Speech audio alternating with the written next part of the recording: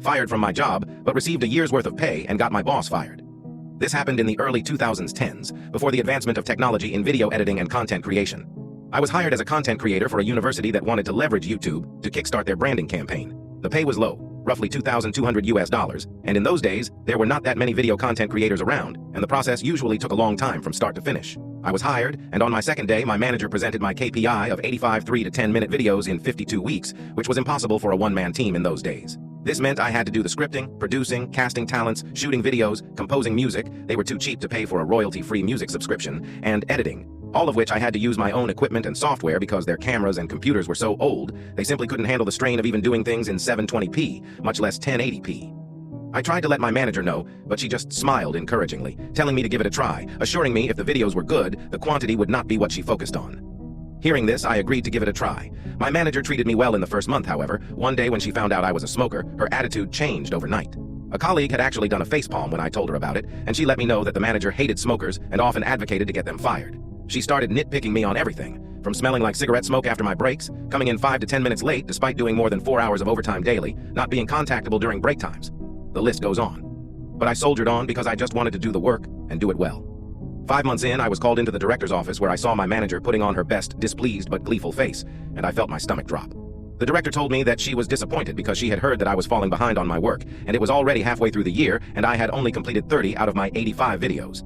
I tried to explain that I had been working my butt off on these videos. I literally worked 6 days out of the week, over 60 hours, just to do what needed to be done, and that being a one-man army made things impossible. And also the fact that the videos I had put up grossed the highest views ever on their YouTube page. I also recounted how my manager said that she was looking for quality videos over quantity. The director dismissed this and stated that the KPI was simply 85 videos in a year, and since it was almost half a year in with my numbers at less than half, she felt it prudent to cut the cord early. I asked how would they even meet the KPI if they were to fire me. Now my manager had snorted saying, "We'll find a professional production house to finish your work." The director had given her an odd look, but nodded in her support nonetheless, telling me, "You don't need to worry, manager will get the job done." That was when a light bulb went off in my head. Seeing as I was the content professional in the office, one of my jobs was to keep a database of production houses to use in the event we needed to do a shoot that required more resources. And I was sure that they would be using the production houses in my database as my manager had no contacts in the production industry. So I changed the contact numbers and messed up all the emails on all of the entries except one. The one, I had a friend working as a junior director, not an assistant director, but a director assigned to smaller video projects. I gave him a call and told him of my plan, and sure enough, within 2 days, they were called to come in to pitch. I told him that I had a plan that was a win-win for us. It would instantly help him and put him on the fast track to a director position by bringing in that much business to his production house. And it would also benefit me financially. I would teach him exactly how to pitch to win over the boss and the director, and in turn, his company would pay me a standard finder's fee of 15%. He agreed instantly and immediately put me on the line with his general manager, who upon realizing this was to be 6 months of work for a high 6-digit payout, instantly agreed and drew up a contract. As it turns out, after I gave them a metaphorical step-by-step playbook, they were the perfect fit, somehow understanding the needs and style of the university, as well as the sort of themes the university wanted to feature.